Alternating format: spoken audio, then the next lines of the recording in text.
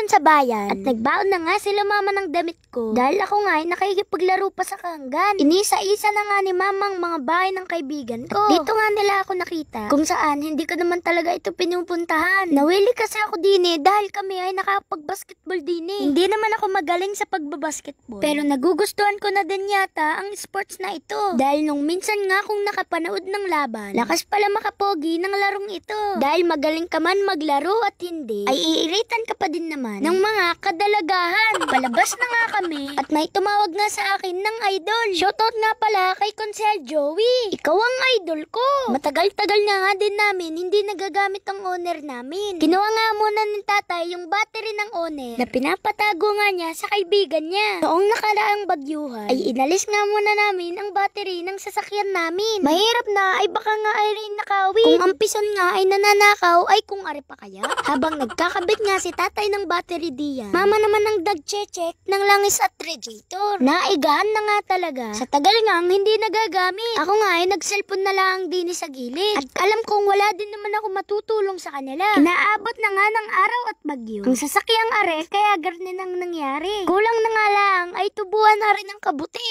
Hindi nga namin yan nagagamit dahil nasira nga ang windshield. Ay hindi ko nga alam kung kailan mapapagawa yan. May alam ba kayo na malapit sa amin na nagkakabit ng windshield? Sa tagal kong paghihintay ay hindi pa din nga napaandar ang owner namin. At lobat naman pala ang battery ay Diyos ko po. Lumakad na nga kami pa kanto niyan. At kami nga ay magko-commute na laang. Habang sakay nga kami sa jeep may nakakilala nga sa akin. Nakakatuwa nga at talagang ang binabati nga ako. Feeling ko tuloy dami-dami kong kaibigan kahit saan ako magpunta. Mamimili nga kami sa bayan ng gulay at prutas. Napambaon ko nga sa school. Dahil iwas nga muna ako sa biskwit ngayon. Pinuntahan ko nga din muna itong dalawang lola ko. At nag-bless nga din ako sa kanila. Eto nga ang pwesto nila at nagtitinda nga sila ng manok dito. Pinapapili nga ako ni mama ng prutas. At sabi ko nga wag niya nang masyadong damihan. Dahil mabilis nga lang yan mauubos. Dahil madami nga kami naghati-hati sa room. Sabi nga ni mama ay okay nga lang daw mamigay. Basta sisiguraduhin ko nga daw na mas madami pa din ang makakain ko. Dahil prutas nga lang ang bahan ko para sa recess. Fast forward, nagmadali na nga kami ng pag-uwi diyan. At inabot na nga kami ng ambon sa daan. Aring ang sinampay namin ay naiwan nga namin din sa labas. Kaya dali-dali na nga ipinasok ni tatay. At si mama naman ay nagsaing na nga din